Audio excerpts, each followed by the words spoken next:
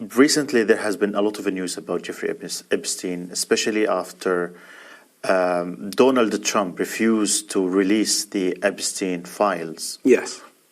Why do you think Trump refused to release the files of Epstein, and how close were Epstein to Trump? Let's be clear. Now, Epstein's black book, for which there are 14 different numbers for Donald Trump inside. 14 different numbers. Phone numbers for Donald Trump inside Epstein's black book, which was largely put together by Ghislaine Maxwell. Okay. I think maybe if we return to the basis of who was Epstein and how do we establish that he was working for Israel, as well as the United States government. Now, this is an interesting nexus of power that you have operating here. Let's start with when Epstein was first hired to teach maths, despite not having any qualification as a mathematician and not having a degree. He was hired by Donald Barr. Now, Donald Barr was formerly employed by the Office for Strategic Services. This was the precursor to the CIA. Now, Jeffrey Epstein, it was then reported by the Evening Standard not long after that he claimed he was working for the CIA. In 1987, Epstein meets and is taken under the wing by Leslie Wexner. Now, this is a long-time Israel lobbyist, but Wexner is key to this story also. So he meets Wexner in 1987, the founder of Victoria's Secret company. He has the Wexner Foundation, and he also has the Wexner Israel Fellowship at Harvard University. Now, after that, Epstein meets with Ghislaine Maxwell in the direct aftermath of her father's death. Now, Robert Maxwell was not only a MP in this country, he was also, at one point, the owner of the Daily Mirror. Now, according to Seymour Hersh and others, he was an Israeli intelligence asset. Now, Robert Maxwell was intimately involved in the Promise software scandal. The Promise software scandal was software sold by Maxwell to the US government, which was bugged with a backdoor for the Israelis. Now, as the scandal took hold, Maxwell died on his boat in 1991, the same year that the main journalist investigating the Promise software scandal also died. And so, in the aftermath of that, Ghislaine Maxwell comes to live in New York. Now, she meets with Epstein. At that point, Epstein has a mentor by the name of Stephen Hoffenberg, who is his business partner. Hoffenberg claimed that when Epstein met Maxwell, he was boasting about being plugged in to a particular Israeli intelligence agency, and later on Hoffenberg claims that Epstein was boasting about selling Prince Andrew's secrets to Israeli intelligence. So there are several ways that Epstein is folded in to this picture of what Israel is doing in terms of blackmail and the building of compromise. Now, what happens next? Now, Epstein is believed by Alfredo Rodriguez, who was his butler, who was the first person to attempt to bring the Black Book to light. Now, he attempted to sell that Black Book to an accuser of Jeffrey Epstein during a legal process that was playing out. Now, what happens? Alfredo Rodriguez is arrested by the FBI and jailed, and dies in jail. Now, this is where it gets more interesting. The most famous victim of Jeffrey Epstein is Virginia Giuffre. Now, she was recruited directly by Ghislaine Maxwell from working for Donald Trump, from working at his spa. And it's actually now been admitted by Trump recently that there were more individuals that were recruited by Epstein directly from working for him. The Wall Street Journal has recently published an article about a happy birthday card which was sent by Trump to Epstein. Now, in that card, this is according to the Wall Street Journal, it says, "May every day be a wonderful secret." And it Donald Trump has allegedly drawn a picture of a woman and signed his name across the navel. Now, when asked about Jeffrey Epstein in 2002, Trump says, "I've known Jeffrey for 15 years. He's a wonderful guy. We both love women. Perhaps Epstein loves women more than me, especially young ones." So this is what Trump is saying. You also then have to remember that Ehud Barak, who's the former head of Israeli intelligence, as well as the Israeli former prime minister, visited Epstein 30 times between 2013 and 2017. That is post his conviction as a paedophile. Now, if you ask Mark Epstein, who is the brother of Jeffrey, he says that in the 2016 election, he spoke to Jeffrey, and Jeffrey said the following: "If I make public what I know about both candidates, that is Hillary Clinton and Donald Trump, there would be no election." No election. So this is the election would be cancelled. But this is in 2016, Epstein addressing his brother. Now, Mark Epstein is convinced that Jeffrey Epstein was taken out by a quote-unquote professional hit.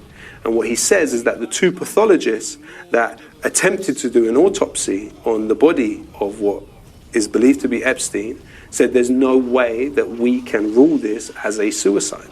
Two different pathologists that Mark Epstein had access to, because of course as the next of kin, he was sent to identify the body. So what does Donald Trump fear about the Epstein files? Elon Musk is not just any person when he directly says that Trump is in the Epstein files. Elon Musk was Trump's largest contributor, larger than Miriam Adelson. Trump gave him $120 million to run for president.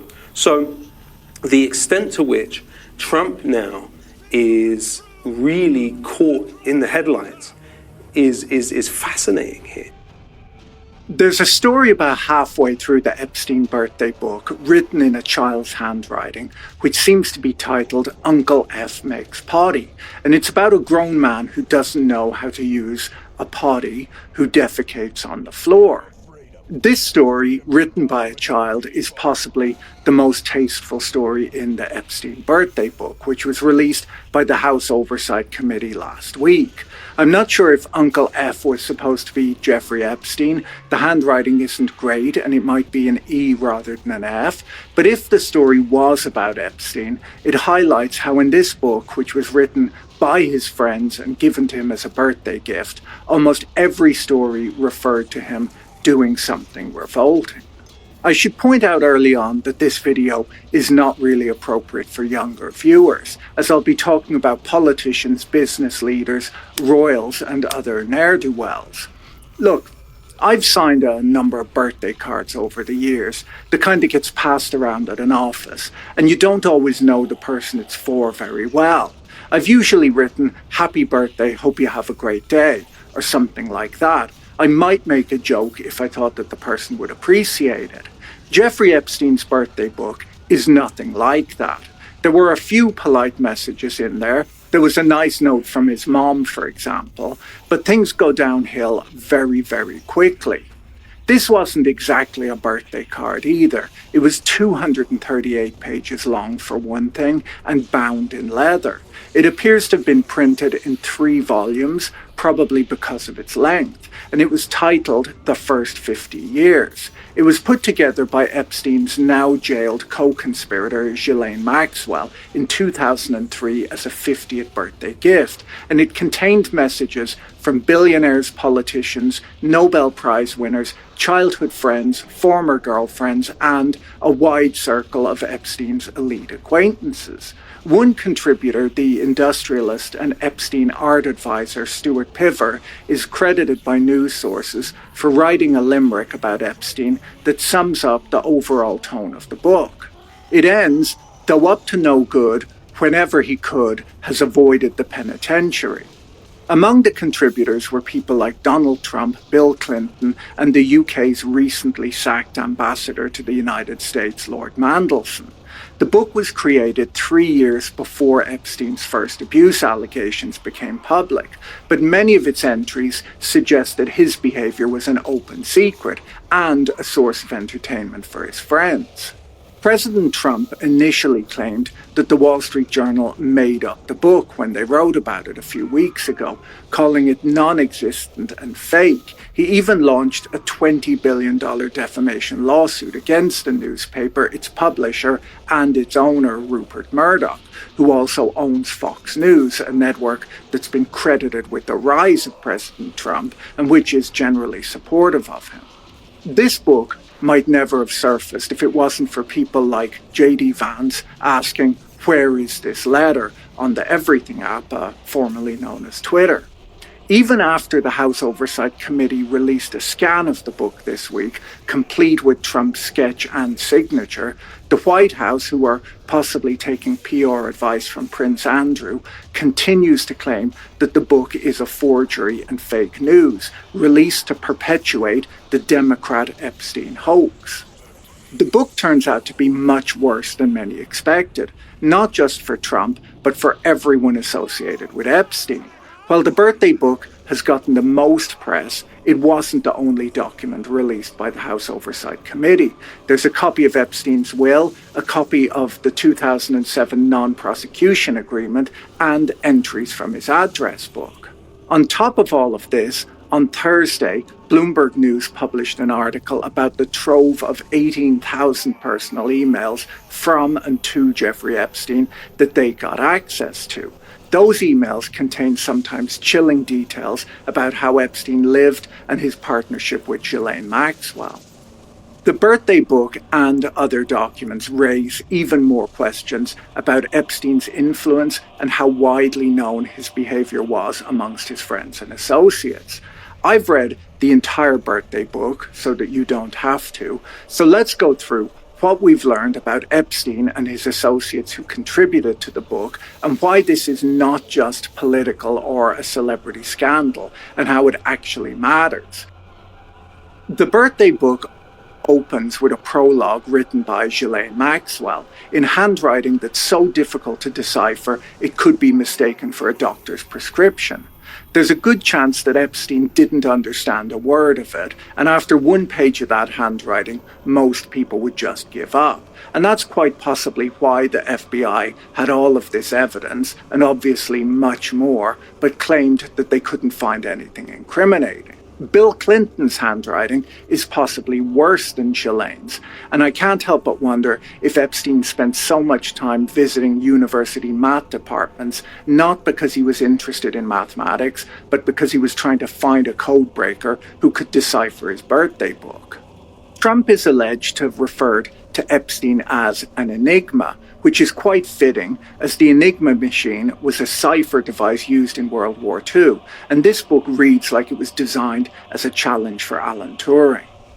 It's not clear to me if these people actually have such terrible handwriting, or if it's just a smart strategy they came up with when they're writing something either inappropriate or to someone inappropriate, where they just scribble on the page and the person who gets the message assumes that it said something nice, but there's nothing incriminating left that can be used as evidence.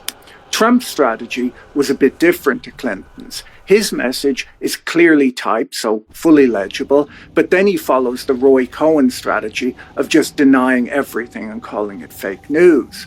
So far, that strategy seems to be somewhat working, but the scandal just won't go away. Are you still talking about Jeffrey Epstein? This guy's been talked about for years.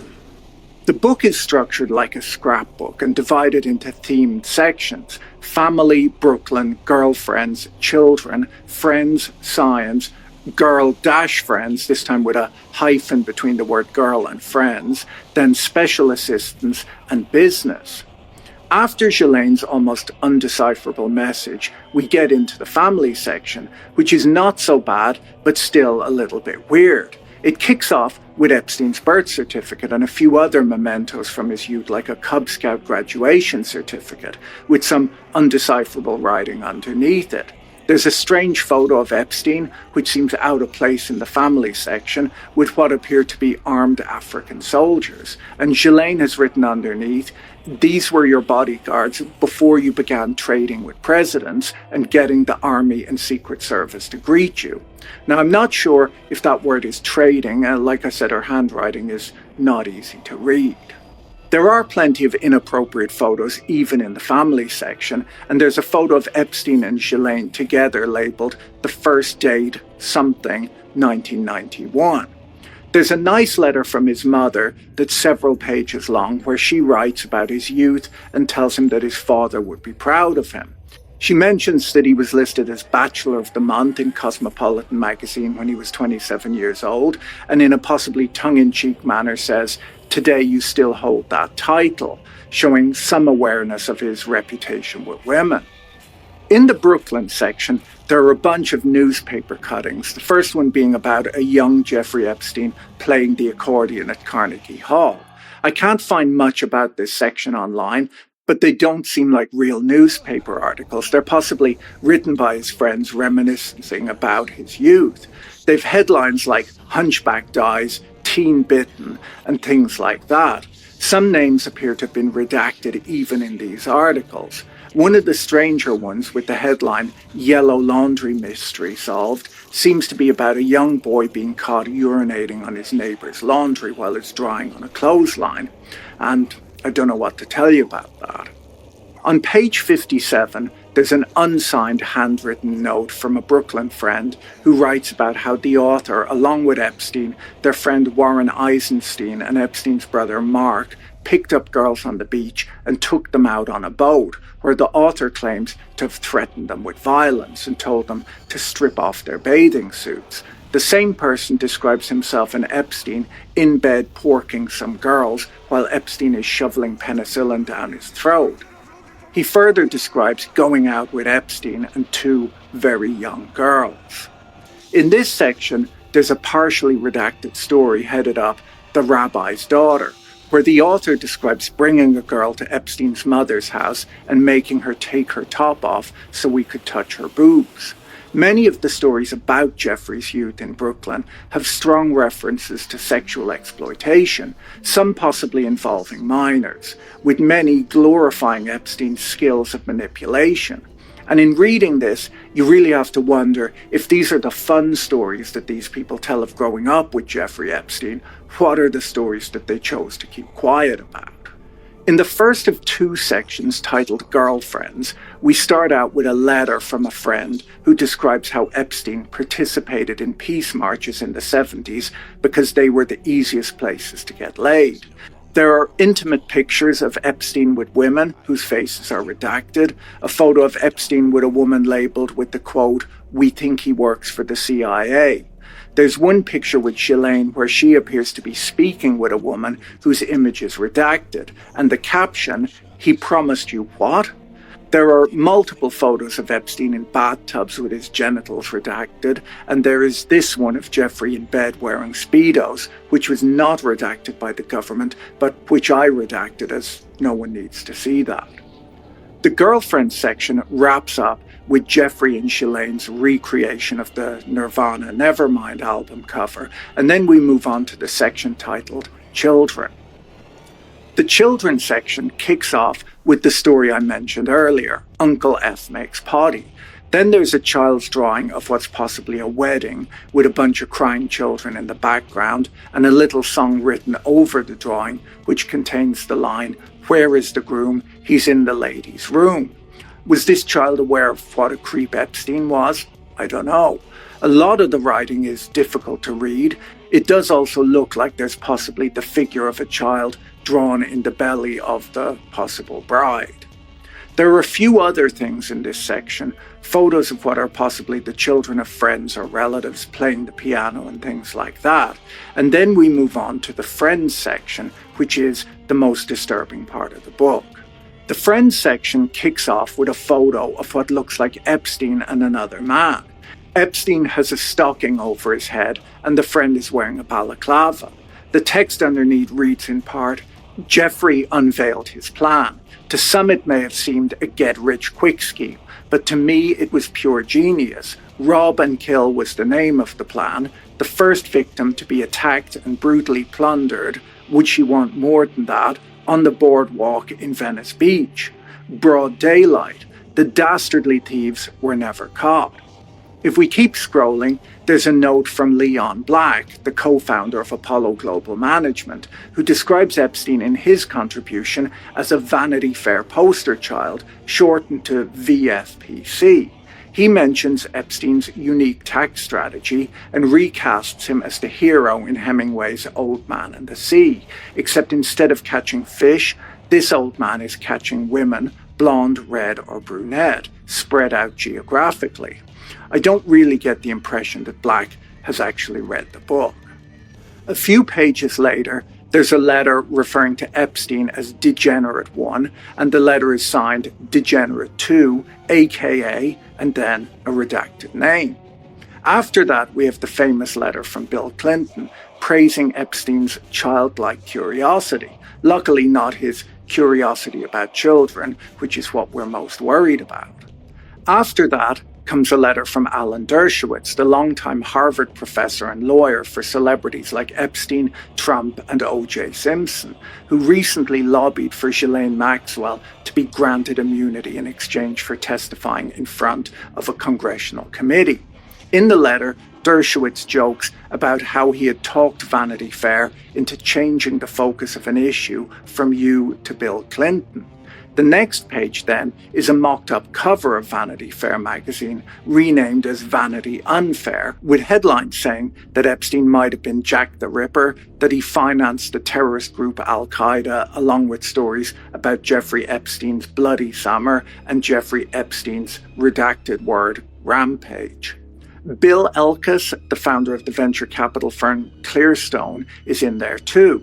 In his note, he wrote about a time in 1988 when Epstein visited him in Fairfield, Iowa. He wrote, "It's no secret that Jeffrey appreciates beautiful women, but not many people know that he can create them out of thin air." He then recounts how Jeffrey managed to find a tall, beautiful blonde who returned to New York with Epstein the next day. He writes, "I'll admit to wondering at the time whether Jeffrey somehow arranged the whole episode through some long-distance escort service. He has since told the press that the event had occurred long before any articles came out about Epstein, good or bad." Pretty much every one of the letters contains either an inappropriate story or inappropriate insinuations, mentions of inspecting the royal schoolgirls' dorms and an old man groping a woman who he mistakenly believed was a call girl that had been gifted to him are mentioned in this letter from a man named Nick. Lord Mandelson, the recently sacked British ambassador to the United States, who was nicknamed the Prince of Darkness in the UK, took up 9 entire pages of the Epstein book, wrapping up his contribution with the statement that Epstein remains his best pal. Now, Mandelson's nickname, the Prince of Darkness, is unrelated to this scandal. It's just a fairly standard John Milton reference, where in the poem Paradise Lost, Milton used the term to show Satan as the embodiment of evil, but it's also used for Peter Mandelson, who Milton wouldn't have known about when writing the poem.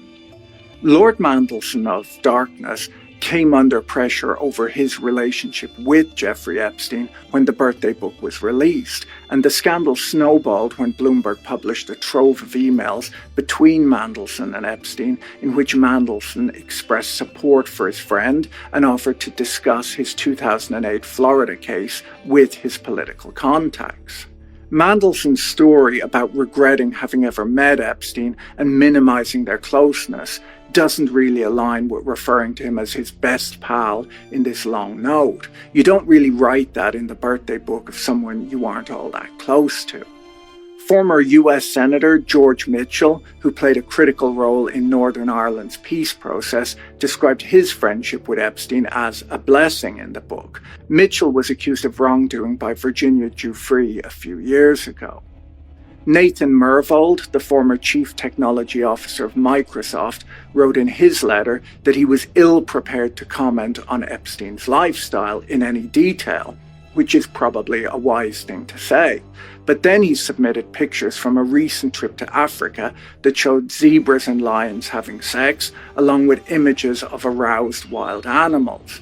It might say something when sending images of zoo porn as a birthday greeting is the most appropriate thing you can think of sending to one of your friends. It might imply that your friend is a bit of a wrong-un. Then we have this image, possibly the most disturbing image in the book, as it really tells you how aware some of Epstein's friends were of his behaviour. It's very wise of the artist to have left their masterpiece unsigned. It depicts Epstein in 1983, possibly as a school teacher or just some sort of playground pedo, offering a lollipop to a group of girls, one of whom is holding a bunch of balloons. It's the type of image used to warn children not to take candy from strangers.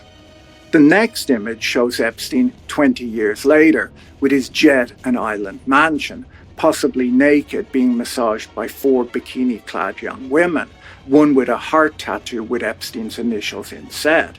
At the bottom it says, "What a great country." Now, a few commentators have suggested that this depicts the 3 children 20 years later. But let's be serious. They would have been around 10 years old in the first drawing, and making them at least 30 by the second drawing, which is way too old for Jeff.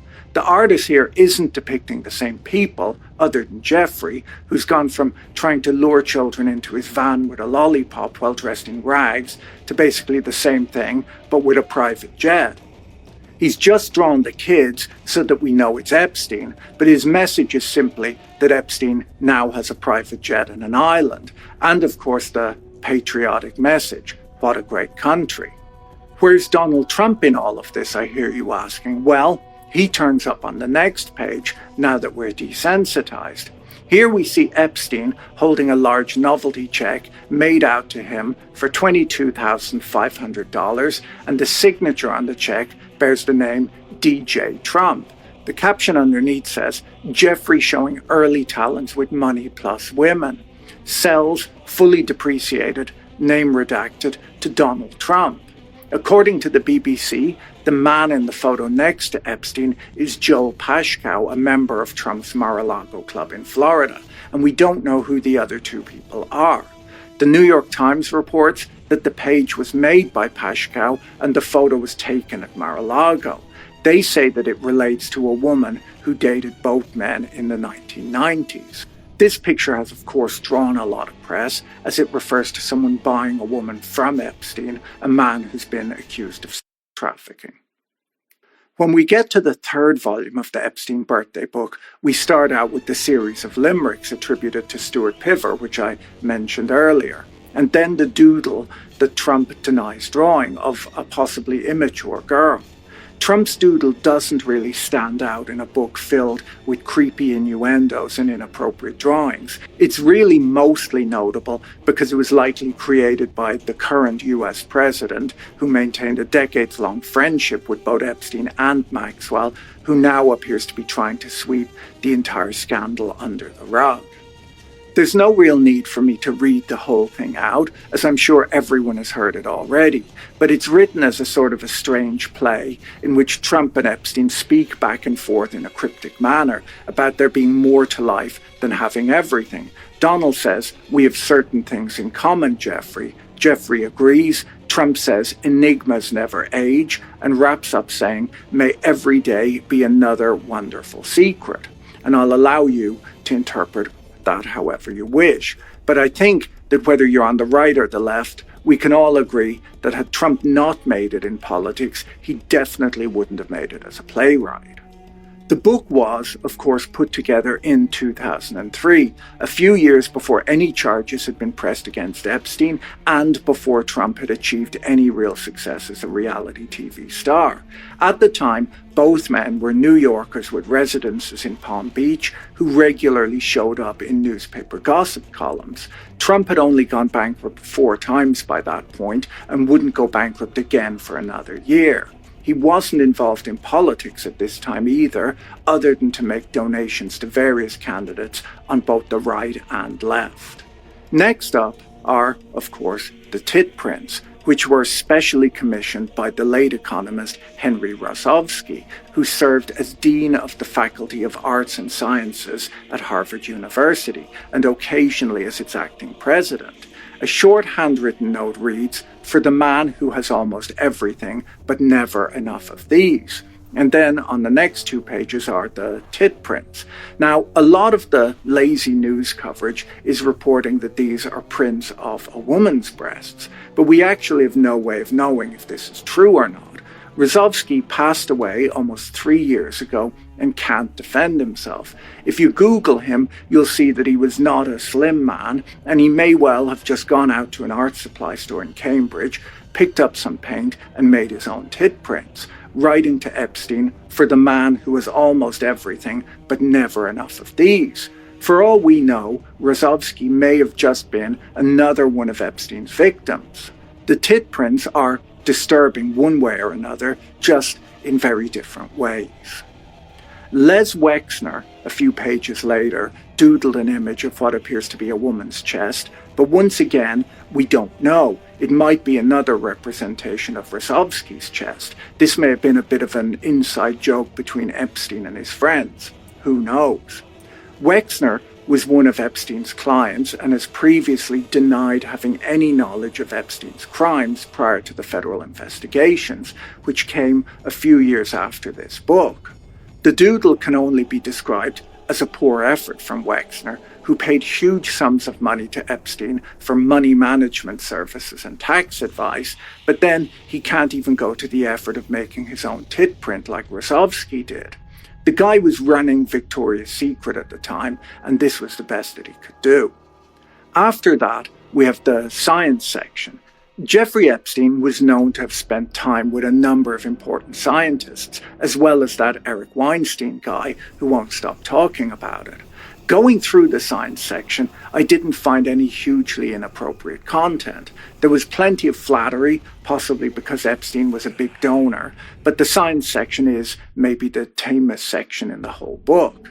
After that, we have the girl-friend section, which is just really strange, as Ghislaine Maxwell, who seems to have been a girlfriend of Epstein, was collecting all of these notes from other girlfriends, which just had to be a bit weird. There are lots of redacted photos in this section, this one being a good example, where the author includes a photo and writes, "Can't get a second of privacy with you and the camera around, ha ha." Some of the entries are quite weird. One contributor writes, "I want to cut you into bird head pieces and chew them between my molars until I suck all the blood and juice out of you. No stew, just raw." In this section, there are pages of redacted bikini photos and possibly nudes. The contributions from assistants were quite similar, with lots of bikini shots and hints at sexual relationships.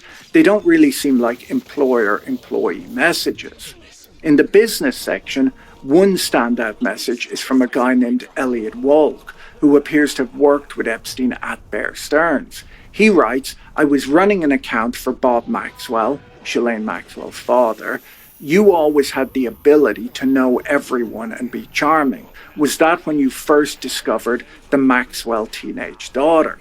Once again, really strange, and stranger when you realize that Ghislaine collected these messages and put them together in a book.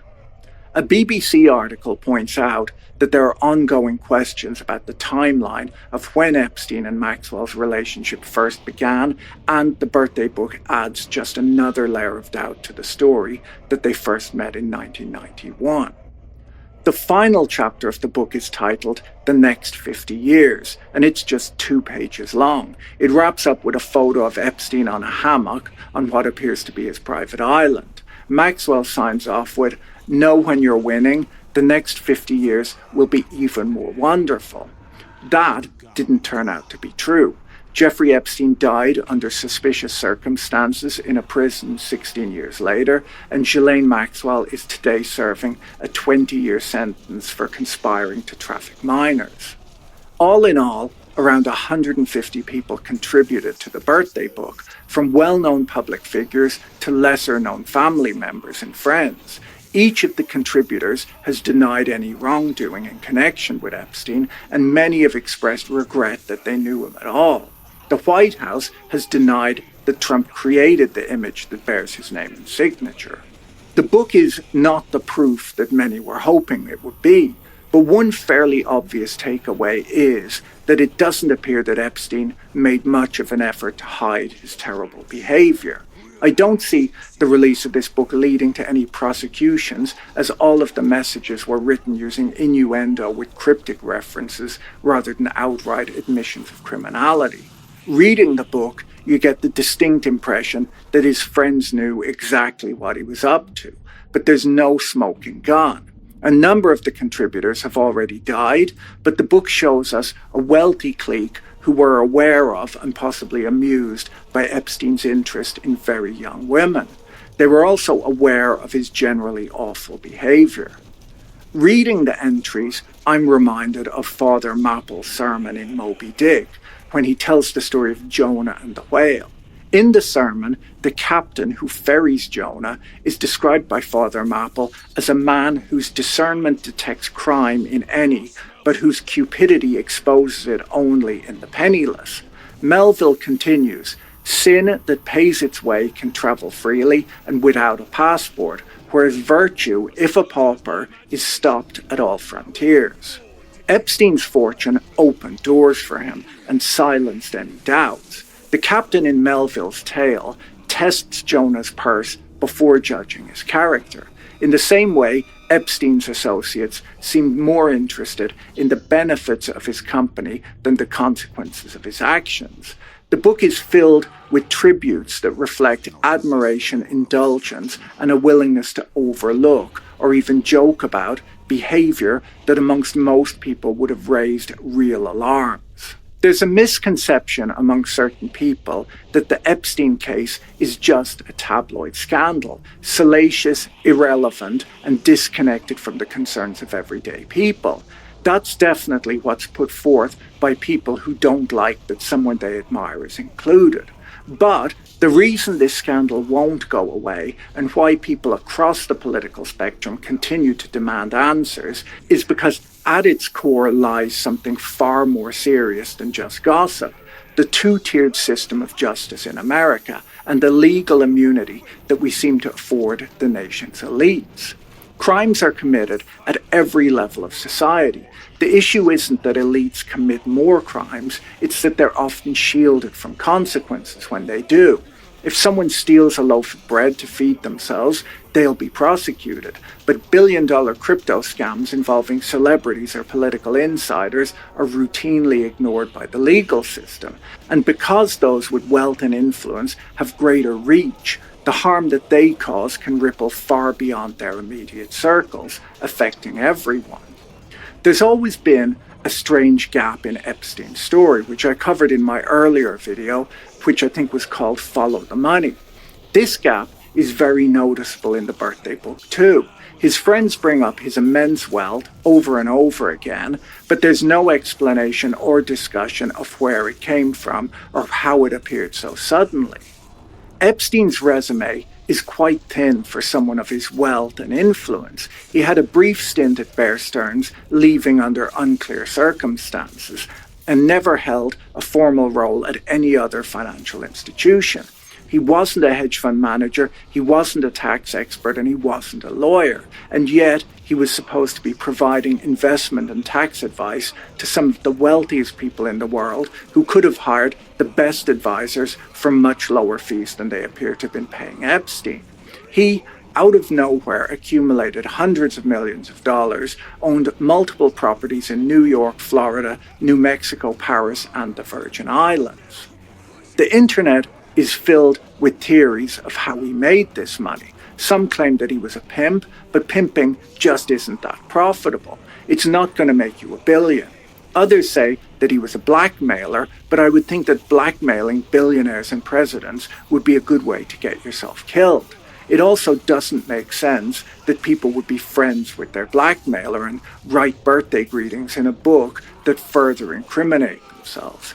Others claim that he was an intelligence asset, possibly a foreign spy running honeypots for foreign governments, or maybe they even worked for the CIA.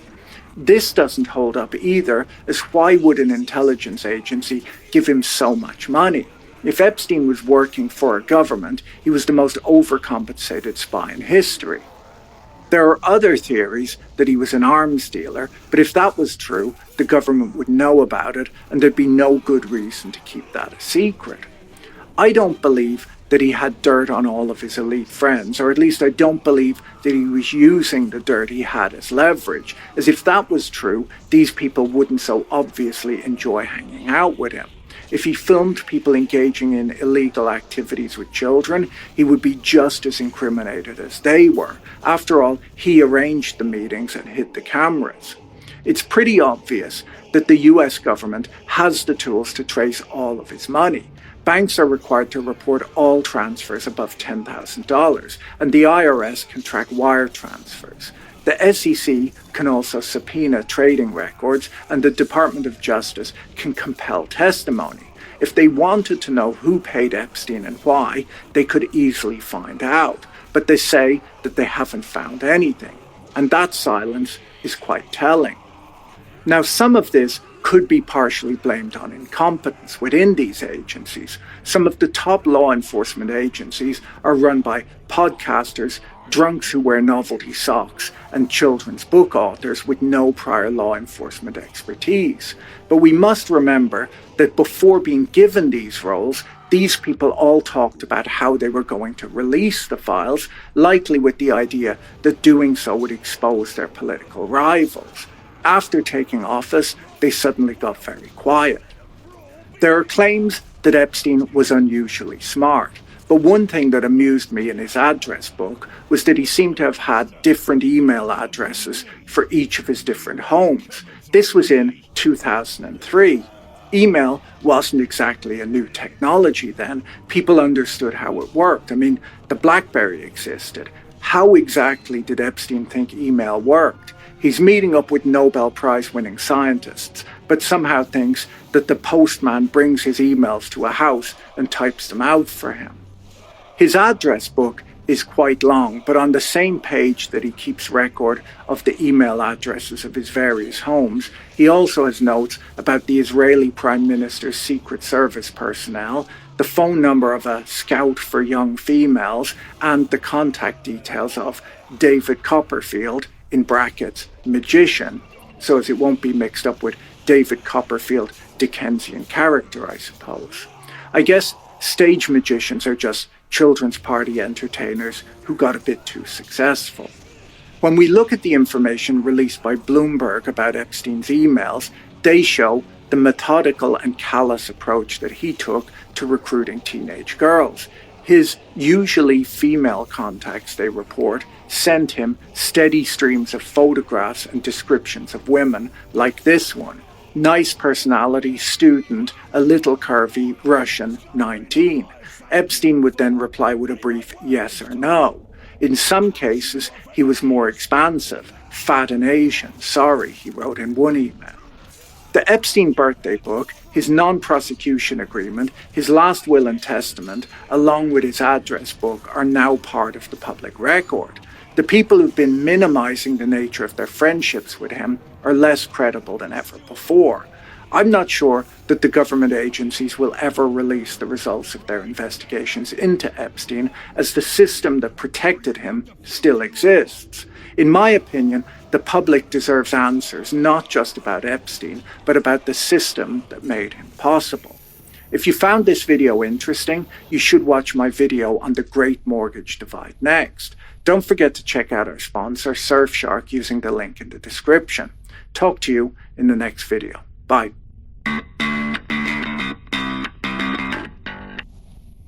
Keir Starmer's appointment of Blair-era grandee Peter Mandelson, the post of US ambassador, despite his close ties to the deceased paedophile financier Jeffrey Epstein, is still creating major fallout for the beleaguered PM. Mandelson was sacked on Friday after more information about his friendship with Epstein came to light. Last Monday, Democrats in Congress released the infamous 50th birthday book, which included cutesy messages written by Mandelson calling Epstein no less than his best pal. And nevertheless, Starmer's spokesperson said he was still backing Mandelson. By Wednesday, Bloomberg had released a cache of emails between Mandelson and Epstein. They included Mandelson's apparent outrage at Epstein's 2008 conviction for soliciting sex from a child. This is what Mandelson said to Epstein the day before the notorious billionaire paedophile's 13-month jail term began. "I think the world of you, and I feel hopeless and furious about what has happened. I can still barely understand it. It just could not happen in Britain. You have to be incredibly resilient, fight for early release, and be philosophical about it as much as you can. The whole thing has been years of torture, and now you have to show the world how big a person you are and how strong. Your friends stay with you and love you." This is a man, Jeffrey Epstein, who, by the way, was molesting children as young as 14. Your friends love you. On the same day, Keir Starmer went to PMQs and said this. "The ambassador has repeatedly expressed his deep regret for his association with him. He's right to do so. I have confidence in him, and he's playing an important role in the UK-US relationship." 2 days later, though, Mandelson got the boot. Yesterday, Keir Starmer admitted to knowing that emails existed between Mandelson and Epstein and that a Foreign Office inquiry into them was taking place. But Starmer says he did not know and did not ask about their content. Now, if you're finding the timeline a little hard to follow, don't worry. In an emergency House of Commons debate today, Tory leader Kemi Badenoch had plenty of questions too. But we now know that the Prime Minister was aware of the compromising emails last Wednesday at Prime Minister's questions, and yet he came to the House and said that he had confidence in his ambassador, and many of them cheered. Now they're all looking at their phones. Most of them don't have the courage to look me in the eye. They were cheering last week. Now they're full of shame. Why on earth did he do that? At any point, did he ask his staff, oh, sorry, are they proud? Are they proud? No. I'll continue. At any point, did he ask his staff what more information might surface? Because that morning, Lord Mandelson was saying more information would surface. Did he receive a briefing about this ahead of Prime Minister's questions? It is inconceivable that he did not. Inconceivable. Ministers are now claiming that new information subsequently came to light, new information that they didn't have. The story is all mixed and messed up, and they know it. What information appeared that was not in the original vetting? We'd like to hear that when the minister gives his statement. And there are still more questions to answer.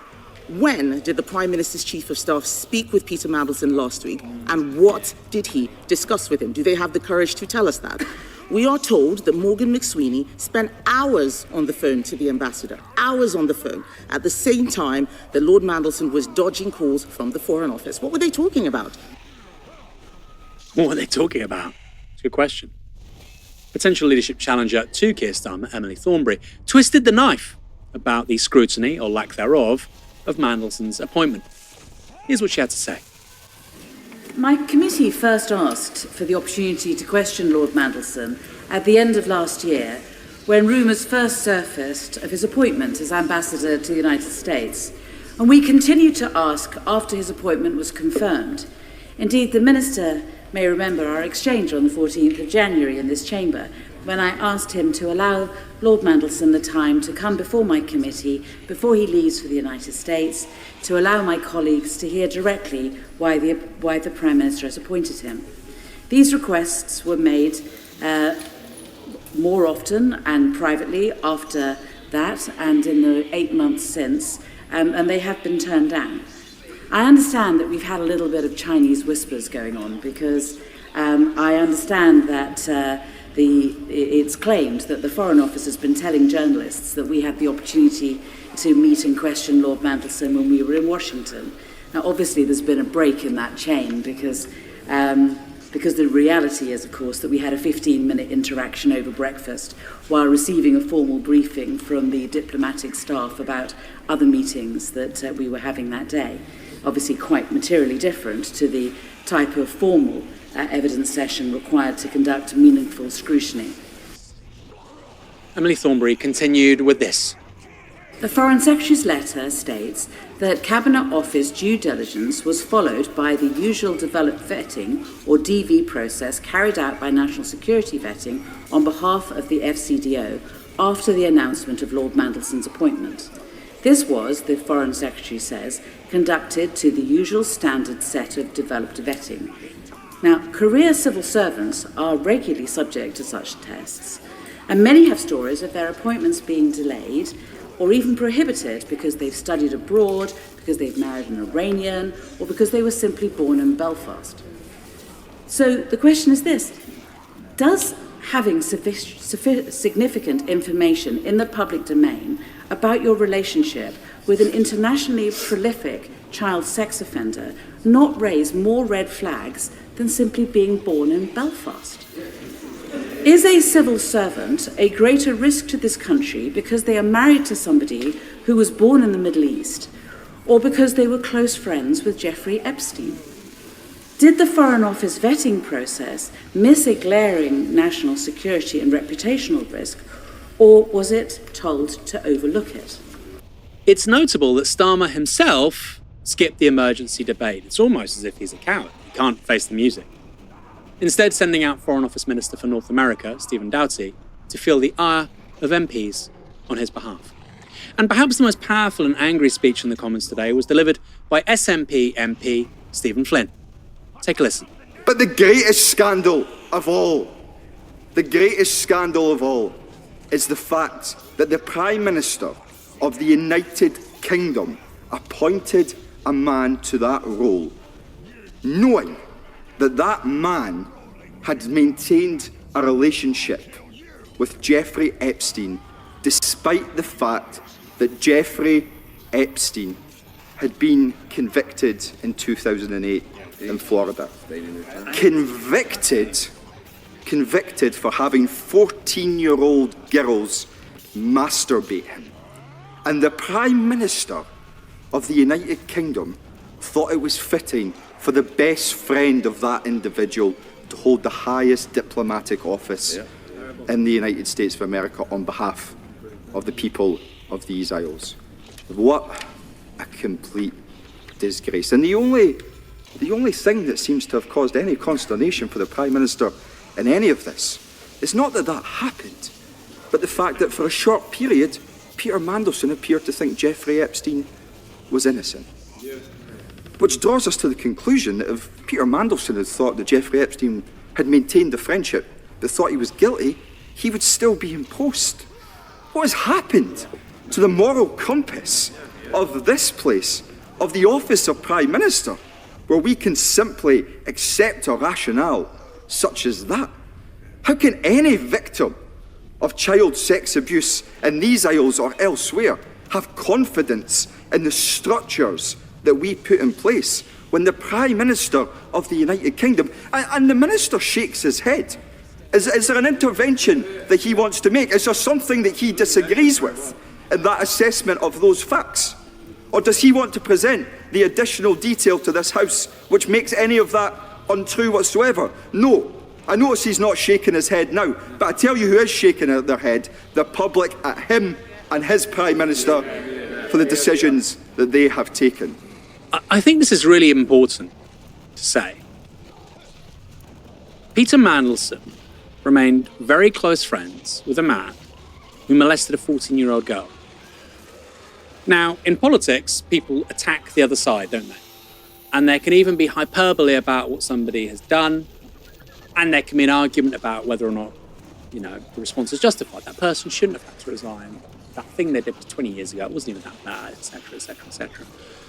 99.999% recurring of the country finds that viscerally disgusting. And we knew all of this about Jeffrey Epstein and Peter Mandelson. We knew all of it. And the Prime Minister made him the ambassador to the United States. And by the way, that wasn't even a job that just, came up. They got rid of somebody who was very highly respected in Washington, Karen Pierce. Very highly respected. Sorry, you have to go for somebody who, by the way, now we know, in his own words, the best pal of the world's most infamous paedophile. It defies belief. This is way worse than anything Boris Johnson did. Way, way, way worse. Way worse. The Chris Pincher thing. Pincher by name, Pincher by nature. Awful. Awful. Of course it's awful. But giving the best friend of the world's most infamous paedophile such a senior job to represent this country on the global stage with the world's most powerful country, I mean, of course it's worse. And it's something I've thought about with Labour people I meet. Lots of Labour people right now, councillors, activists, whatever, are kind of ashamed of the party, right? Understandably. But they reassure themselves that, well, you know, we can do good things in power, or maybe Starmer won't be there forever, or whatever. It must be really hard. I mean, this is just despicable. Let's just be quite frank. This is despicable. This is one of the worst things that I think any Labour politician has done since Blair. By the way, would Blair have done this? I don't think he would have. It's despicable. And the idea that the person overseeing it was the exact same guy saying he would return integrity to public office. Words don't mean anything anymore, do they? And I'm not saying this because I dislike Keir Starmer or don't like Labour or whatever. You can't have people who are defending men that molest 14-year-old girls in public life. You can't have it. This is crazy. This is crazy. What did they think was going to happen? One Labour MP, though, John Slinger, completely misread the mood. Frankly, this is a welcome change, and no matter how uncomfortable recent events have been, we are seeing, under this Prime Minister, that public officials, ministers, and yes, ambassadors are being held to higher standards than previously, and I welcome that. So, Peter Mandelson was made this country's ambassador to the United States, and because he's now had to resign because he's such a moron, and he's having to resign not because of what this government's done or what the country's media has done, but because there was a subpoena on the estate of Jeffrey Epstein by congressional Democrats. That's the only reason why any of this is happening, by the way. We have high standards. So after making the friend of the world's most infamous paedophile the ambassador to the United States, now you're getting rid of him after loads of stuff comes to light. And if you think I'm being unfair, look at my ex, look at my Twitter. For years, he would go on LBC, Times Radio, Peter Mandelson, and I would tweet at people saying, this is crazy. Ask him about Epstein. Ask him about Epstein. Nothing. We had Rivka Brown at Labour Party conference asking him to push to one side. I asked him as well, actually. We have a video of me asking Peter Mandelson about Jeffrey Epstein. We've not published it because I'm very forthright with him. Mandelson was given a podcast. He was part of a podcast series, How to Win an Election on Times Radio. You've got Emily Maitler saying that powerful men like this shouldn't be in public life. There's obviously that very infamous picture of her being friendly with Peter Mandelson at an event. But now we're really coming down hard on them, folks. We're coming down really hard on them. This is a guy, by the way, who resigned twice from cabinet. Twice. This stuff happens with Peter Mandelson. Stephen, saying it's a nadir is a touch over the top, because of course this country is enabling a genocide. We got involved in a war with Iraq. But in terms of a personal human story, it is one of those which kind of just defies belief. Like what was Morgan McSweeney, what was Keir Starmer thinking when they made this choice?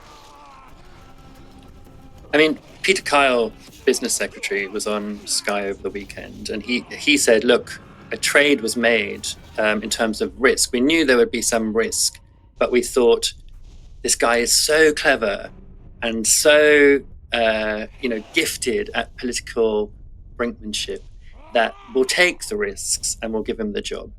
Now, of course, he was denying the extent of the risk that they knew. He was denying that they knew anything about these other emails that were released by Bloomberg. I mean, I just find that hard to believe. I think the thing that Thornberry said about, you're really telling me that the vetting for an ambassador is less than the vetting for a senior civil servant who will be denied a job on the basis of who they're married to or where they're born, or that. Yeah, I just don't believe that. I don't believe it. And I think that the trouble for Starmer is that nobody believes it, and for sure there is some journalist out there somewhere who's got more, and he or she is just waiting for the right moment to release it. And so I think Peter Kyle there does give us a sense of what they were thinking. They were thinking, we want a certain kind of relationship with the US. That matters most to us. The very reliable ambassador that we have at the moment isn't going to be able to do what, magical PT can do with Trump.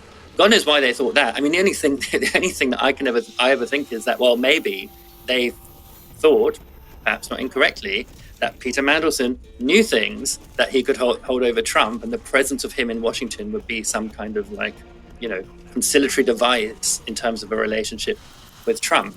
That's the only reason that I can think of for why they would have given that man that job, given his reputation.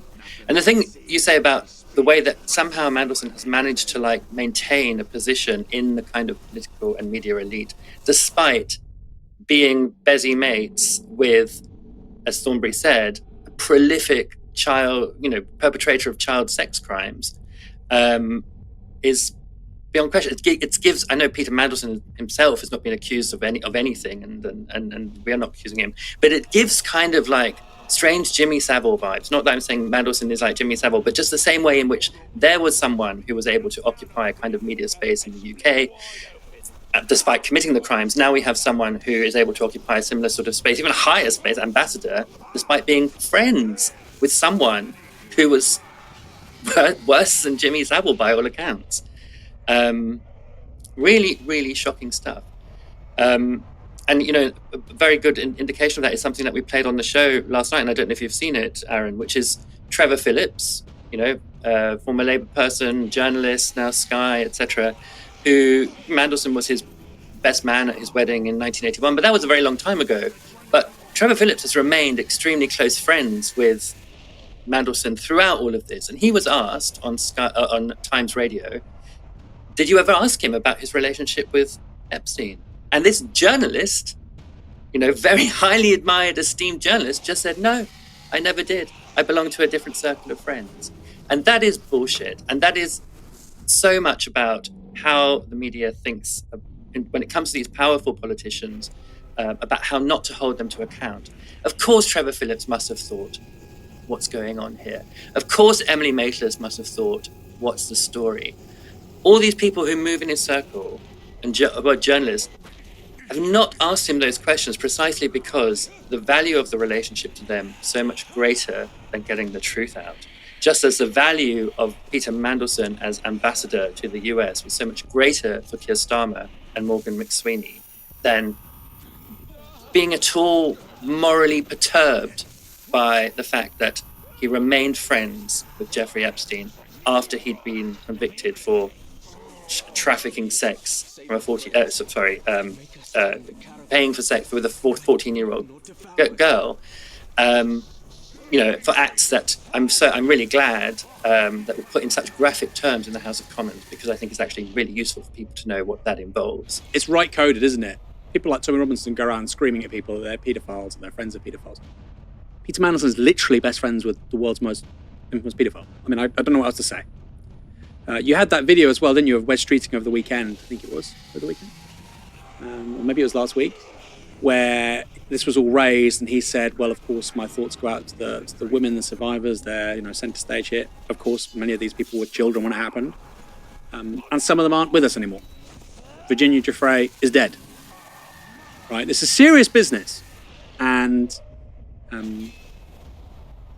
I think you're right. This isn't just stuff, by the way, that I think journalists should be talking to Mandelson about. Surely Trevor Phillips is the kind of thing you have a few drinks and you start talking to a very close friend about it, right? When these stories come up, I mean, Epstein was literally everywhere. Or pillow talk with your wife, your girlfriend, or your husband. You're friends with that guy, best man at a wedding. Do you think it's true? Those conversations absolutely happen. Of course they do. Of course they do. And with Mandelson, this guy set up a lobbying company, Global Council, in 2010. He was lobbying for TikTok in Europe. By the way, I'm not a big fan of the whole China business scare that's peddled by Western politicians, but he was. He was lobbying for the interests of Chinese companies in Europe and the United States. He was best friends with one of the world's most infamous paedophiles. He's involved in 2 scandals where he has to resign from cabinet when New Labour is in government. You read all that, I don't even know how he's a Lord, quite frankly. Lots of people get rejected from the House of Lords for far less than that, let alone being a Lord and the ambassador to the United States. Really strange. Lord Yum Yum, as he'll now be called.